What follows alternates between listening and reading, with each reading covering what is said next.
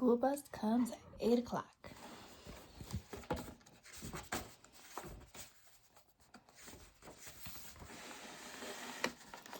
It was Jennifer and Eric's first day of school. They were outside waiting for the school bus with their parents and their cat, Cleo. "We know that the school bus comes at 8 o'clock, said Jennifer, "but we don't have a clock to tell us when 8 o'clock is." "Yes," said Eric. "Why don't we have any clocks?" "Neither your father nor I have ever had much use for them. Perhaps we do need one now that you two are in school," said Mrs. Gilbert. "Let's look for one this weekend." "Well, it must be 8 o'clock because here's the school bus," said Mr. Gilbert. "Run for it, Eric." That weekend, the Gilbert family went to a flea market.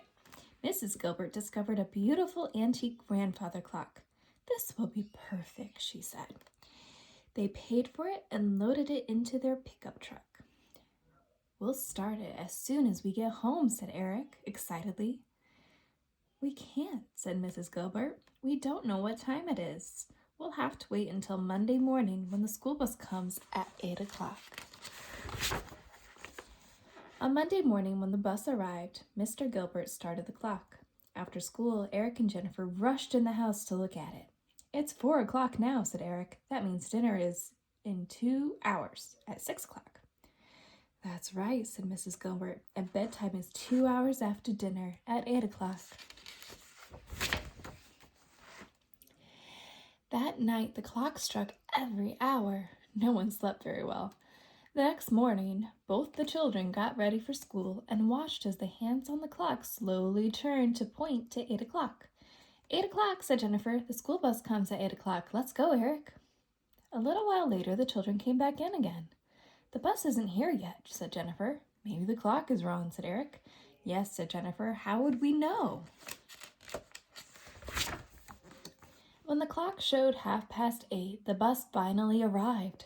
"Sorry we are late," the bus driver apologized. "We had a flat tire."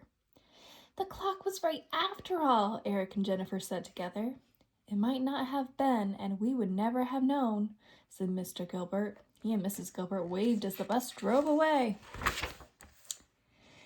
When they got home from school, Jennifer and Eric discovered their father had purchased another clock so that the family would be sure to know what time it was. At first, the two clocks ran together, but gradually there was a slight difference. At midnight, the two clocks chimed separately, first one and then the other, 24 chimes in all. "I thought one chiming clock was bad," said Jennifer. "Yes," said Eric. "This is twice as bad as before." Cleo meowed in agreement. "We will get used to it," said Mrs. Gilbert. "I hope so," said Mr. Gilbert. The next morning, the two clocks didn't tell the same time. Eric and Jennifer argued about which clock was wrong. The school bus waited outside. "Perhaps we should get another clock," Mrs. Gilbert thought to herself. "That might help." Mr. Gilbert bought a clock that day. "With 3 clocks, we'll know which is wrong," he said. "I'll put it on the mantelpiece."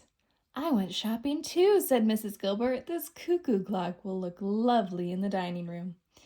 "Now we have 4 clocks," said Mr. Gilbert. "We'll always know what time it is."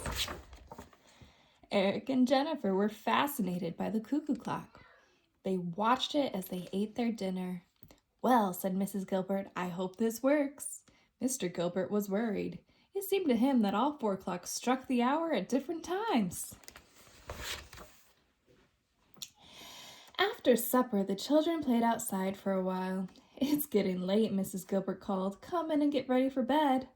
"Not yet. I'm winning," said Jennifer. "I can still win," said Eric. "I didn't hear the cuckoos yet." "The cuckoo clock is slow," Mrs. Gilbert replied. "It's time to come in." At midnight, the whole family was awakened by 36 chimes, followed by 12 cuckoos. 4 clocks is twice as bad as 2, said Eric. "How long will it take for us to get used to it?" said Jennifer. "Too long," said Mr. Gilbert. The next morning, Mr. Gilbert announced he was getting rid of the clocks. "We'll keep the grandfather clock, but it says stopped at 8 o'clock.